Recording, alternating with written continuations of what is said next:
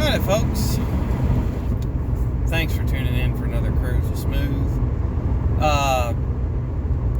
Company I work for is going on their annual maintenance shutdown. Normally scheduled stuff, nothing coronavirus related or anything like that. Wonderful roads. So, and it's also the 4th of July, coming up to the 4th of July holiday, so we get off work a little earlier then, so I'm actually off work about an hour ahead of schedule, which is nice. Pardon me. Anyway, with all the news that's going on, and realistically there's not like there's numerical change in the news when it comes to coronavirus. There's new data that's come out about coronavirus. It's not 100%, but basically everything's kind of the same as what it has been for months as far as that's concerned, and as far as I can tell. So I wanted to talk about something drastically different.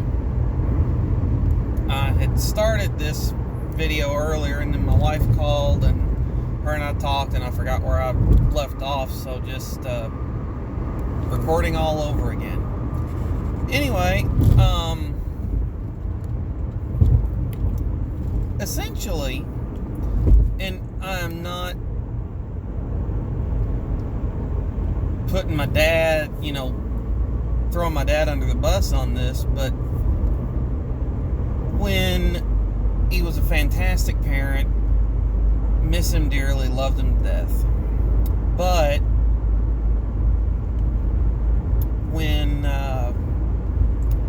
when he got sick, he got diagnosed in September of 2016, stage 4 terminal, and he didn't see Christmas that year. Well, when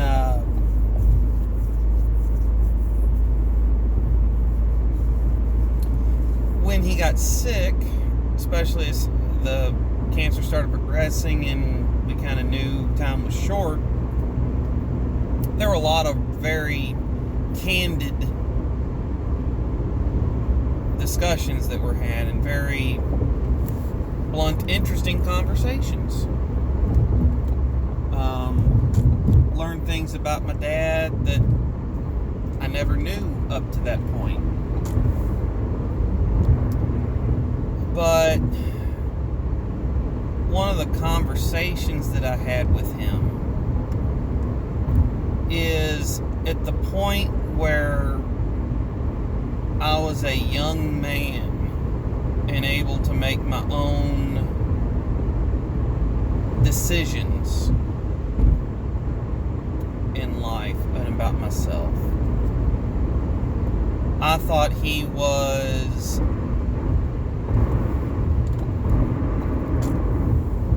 not near, I did not give him near the credit he deserved for his intelligence and his wisdom.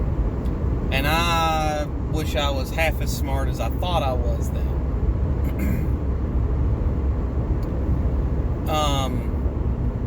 He gave me sound advice, but that person's weaving all over the road and speeding.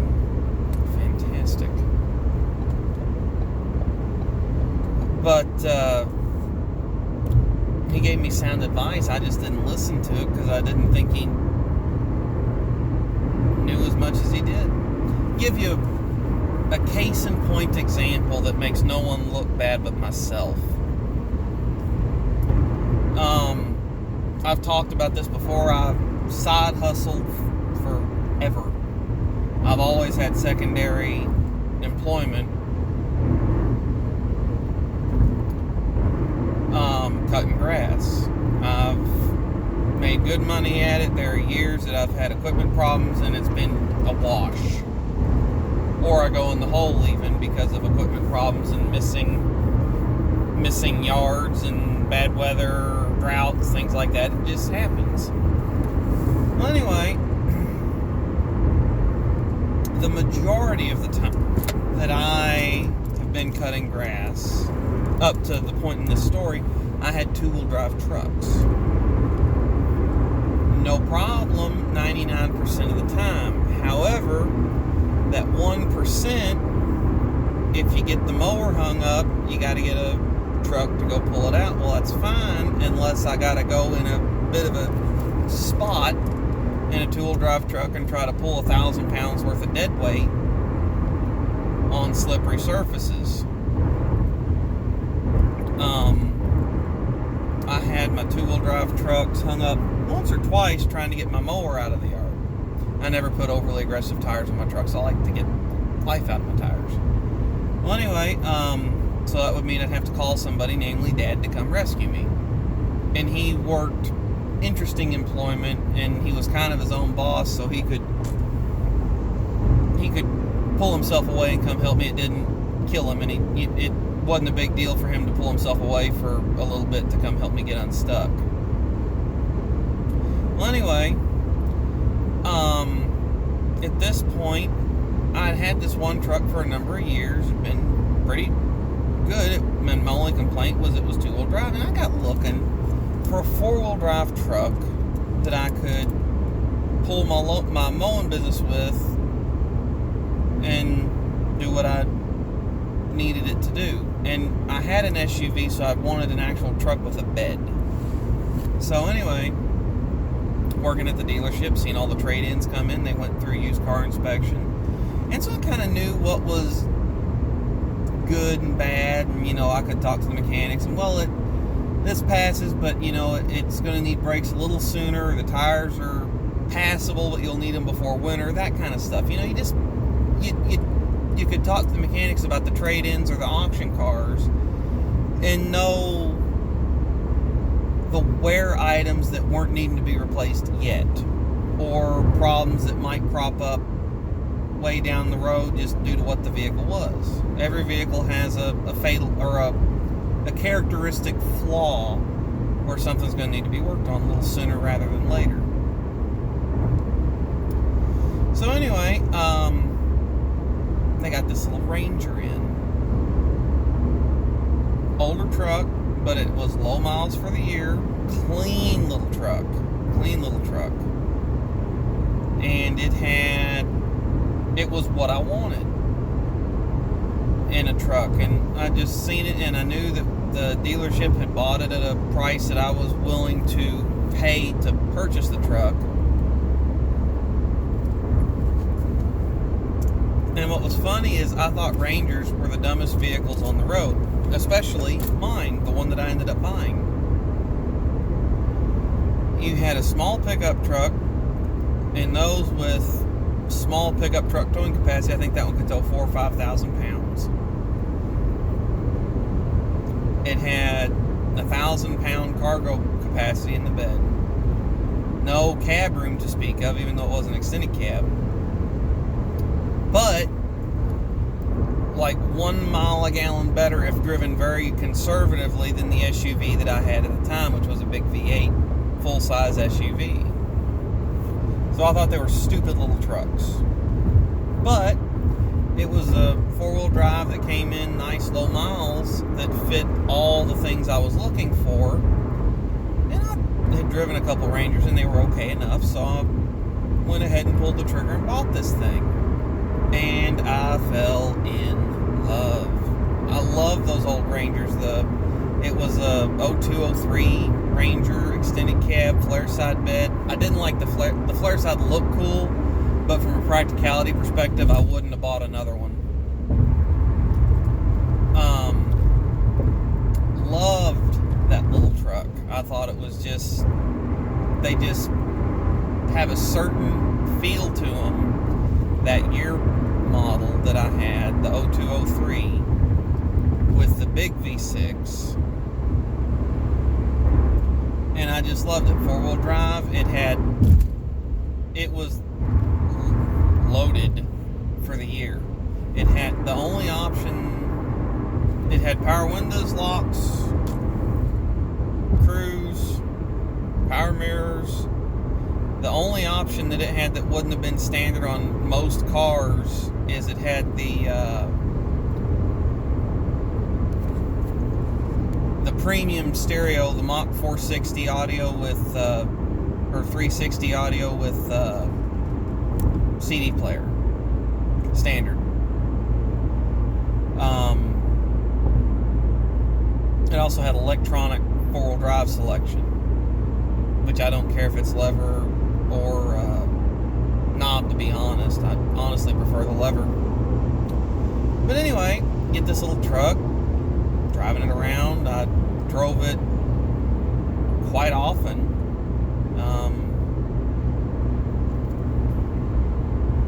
At the time, I really liked the way it drove, liked the way it rode. At the time, I also had an older convertible, and I preferred the Ranger most days because it was quieter. And it had about the same room on the inside, honestly. So I just drove the Ranger most of the time. Well, anyway, I started goofing off, finding little places I could go and put it in four-wheel drive and just, oh, look, I can go back here. I can go over here. I can go back in this wooded area, or look around this construction site, just see how big the building's going to be, that kind of stuff. Nothing illegal, just goofing off. Well, I'd found this one spot, and I went to it several times. There's a big creek, and everybody in the area goes to this creek. There's four-wheel trails all over it. And I found this creek, and I go puttering around back in this creek one time, and man, that was cool. You know, maybe I ought to get a lift kit for it and lift it up, put some bigger tires on it, really get going back there. And my dad offered me some of the best advice he had ever offered me about that truck. You don't want to off-road something like that, that's your business vehicle, and that you're making payments on. Oh no, it'd be fine. Well, one time I decided to go back there. I had some friends with me. None of them had cell phones with them, and that becomes important a little later. And I'm driving through this creek, and like I had figured out, okay, over there it's too rocky, I can't clear everything, and over there it gets too deep. So there was kind of an area of this creek bed that was safe for me to go in, and these trails that were safe for me to go through. So I'm showing them this little area that I found that's just so cool, and go down into this area, and we're wheeling and whatnot, and splashing around a little bit, having fun. The water, splashing around where the water's shallow, and just having fun. Well, I get to the deep end of where we can go safely, and I'm like, well, I gotta back up and turn around, so I put the truck in reverse, and the creek bed was silt, and so as I put it in reverse, the silt starts to give way out from under me, and the nose of the truck goes into the deep water, just deep enough where it can start pouring in through the door seals, and sucked it up into the intake. The car that got water on all the cylinders, and it wouldn't start. And so my truck that I was making a payment on was stuck in this creek. Water's coming into the cab, and it's sitting at a goofy angle, so it's not coming in level, but it was on the bottom of the steering wheel on the driver's side. And my phone was in my pants pocket, and so it gets soaked. I can't use it, or I had no signal or something. They got no phones on them. So we walk out of there, take off hoofing out of the creek, take off, and a buddy of mine thankfully lived about a mile away from where I was. I show up soaked. He instantly starts laughing. I make phone calls, get people on their way out to his house. They pick up my friends, and my dad comes out, and he is livid. The old work truck that I have was his truck at the time, and he had that for years at this point.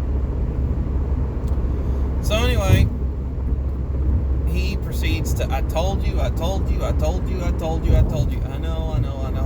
You told me. So we get that truck pulled out of there. He drags it from this creek about 10 to 15 miles back to my house. I still got my other vehicle, but I got no way to pull my own lawn business. So I'm kind of screwed, and thankfully he had the truck, it wasn't his go-to vehicle at that point. He drove it about every other day, and he had another vehicle, so I got away with borrowing it for a time. Well, anyway, get my Ranger home, and I just start draining fluids out. I think I pulled about a gallon and a half of water out of the oil pan. I got water out of every cylinder, new spark plugs, new oil, new fuel filter, and I think a new fuel pump relay or fuse, and it started. And that was just the start of the problems on that truck. Ended up getting the transmission flushed. That gave it a aneurysm, and it very shortly after I did that, it never ran right again.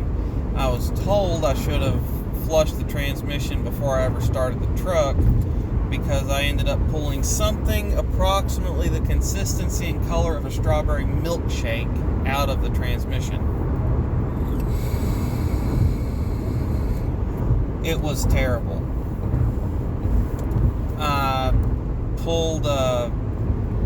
I did diff services on it, changed the fluid in the transfer case, but I was stupid and I started it before I did all this. I should have got every fluid swap before I moved the truck the first inch after I got it home. You live and learn. Shortly after I flushed the transmission out, it started shifting goofy. It was a 5-speed automatic. If you gave it, say, under 50% of throttle, it would shift first gear leaving a red light, then the transmission light, the overdrive indicator on Fords, would start flashing. You would lift off the accelerator, it would skip second, go to third, fourth, and fifth, just fine. If you floored it from an intersection, or gave it over 50% throttle, it would go first, second, and if you floored it, it would go all the way out to the rev limiter. Then you could lift, and it would skip third, go into fourth and fifth. So it drove okay, you just had to be aware of that. I had a four-wheel drive shift module fail. A $150 computer from Ford that was buried in the kick panel on the passenger side that controlled the shift motor movement. That failed. By the way, one of the things I also did is I gutted the interior of the truck, the carpet, the seats, the door panels, and went through all the wiring I could get to with that undone, cleaned it and coated it in dielectric grease. That wasn't enough. I also went through the underneath of the truck and unplugged all the sensors I could get to without taking stuff off and cleaned them and coated them in dielectric grease. Wasn't enough. One day I was driving it into work in the snow, and I think I'd come home for lunch even. It was late in the day. I used to work very close to where I lived when I worked at this dealership. And I'm driving down this little residential side street. I was seeing how bad the streets were. It had snowed, and I lived on a main drag, and so you never could tell. It wasn't a true bearing on what the roads were like, because my road was like number 2 in priority for keeping the roads clean in that town. So anyway, I'm driving down little residential streets, just kind of checking to see how the roads are looking further out, because I was going to go to my parents and they lived out in the boonies. And the truck decides to randomly shift itself from 2-wheel high to 4-low while moving. Anyone that knows anything about 4-wheel drive vehicles knows that that don't happen. Anytime you're shifting between 4-wheel or the high and low range in a 4-wheel drive vehicle, when it's automatic, you have to come to a stop, put it into neutral, and then twist the knob. My work truck that I have, same deal. If they're manual, you still have to come to a complete stop. They won't shift if you're applying torque. You can shift between the high ranges, 2 and 4-wheel drive high, but you can't go low. It went in the low range. But none of the computers knew that it did that. So the second that happened, my vehicle speed dropped by half or better. But my indicated speed stayed the same. Pardon me, folks, breathing in that mask all day is rough.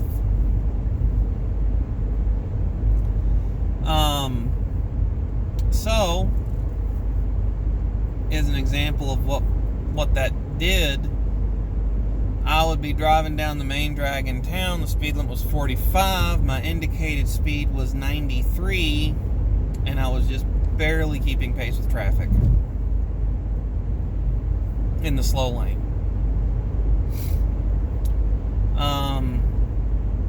Took the shift actuator off, used a pair of vice grips, put it back into 2-wheel drive, bought a new shift motor, and that fixed it.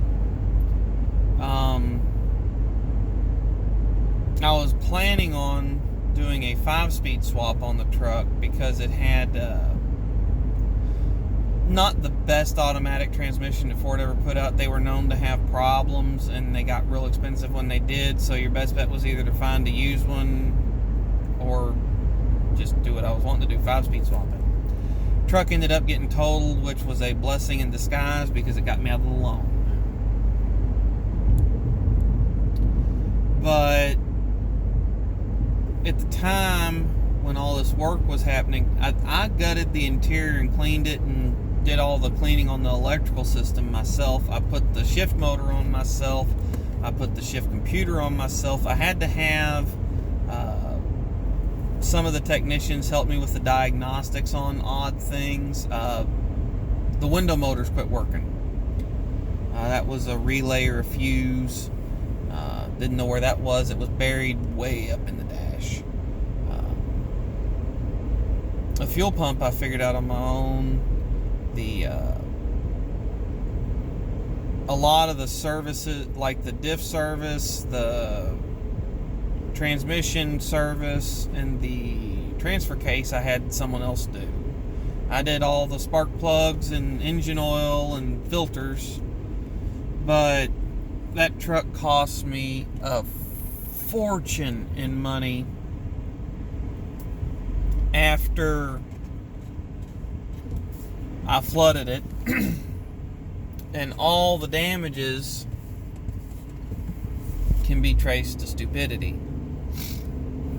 It was unreal how much money I sunk into this truck, replacing stuff and troubleshooting stuff, and the mechanics, they knew what I did. They got their chuckles and ha-has, and one of them, he hooked up to it. Oh, well, it's your this or that. This one guy, he was like a wizard when it came to diagnostics on stuff. He could hook his computer up to it, get his amp meter, and he'd tell you exactly where to, either what it was or the very first or cheapest step to try. He just had all sorts of stuff committed to memory on vehicles. He was an incredible diagnostic guy on vehicles.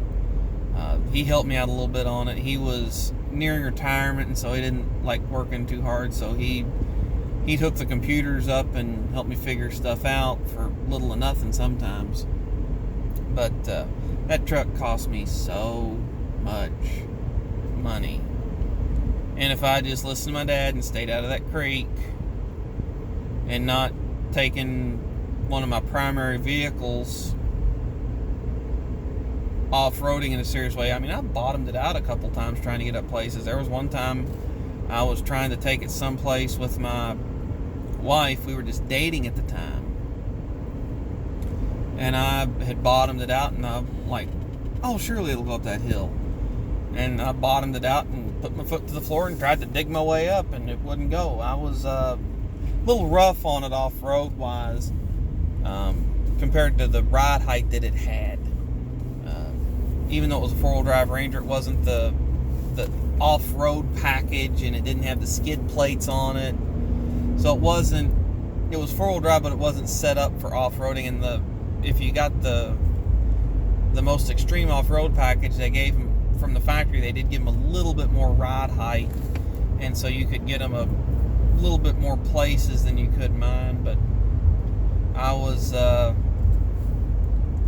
just trying to see what I could do, and I found out the limitations of the truck rapidly, and it became very expensive rapidly. So I said all that long story to say that when I was talking to Dad when he got sick, I'm like, I really can't critique your advice or your tactic in parenting, but especially as I've gotten older, but the times that I thought you were just a overly concerned parent, which sometimes he was, and I knew a little bit better. I wish that there was a way, and I don't know what it is, that you could have said the same advice that you did, just in a different way, and me taking you a little more seriously. It's like, my dad did it to me too, and I wish I knew what the answer was. So I said all that to say your parents aren't as dumb as you think they are, and most times you're not as smart as you think you are. There's something about gray hair and just lived experience that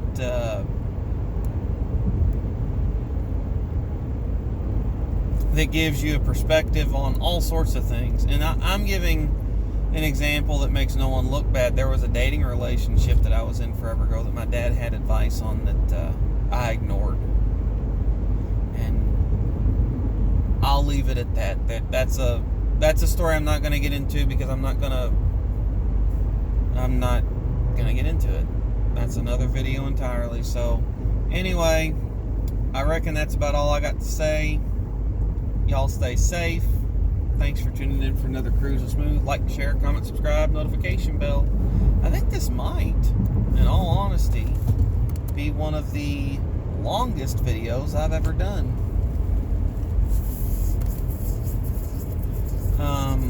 Coming up on 28 and a half minutes, yeah. So anyway, y'all stay safe. Thanks for tuning in. I'll catch y'all next time. Have a safe 4th of July if I don't get back before then. See ya.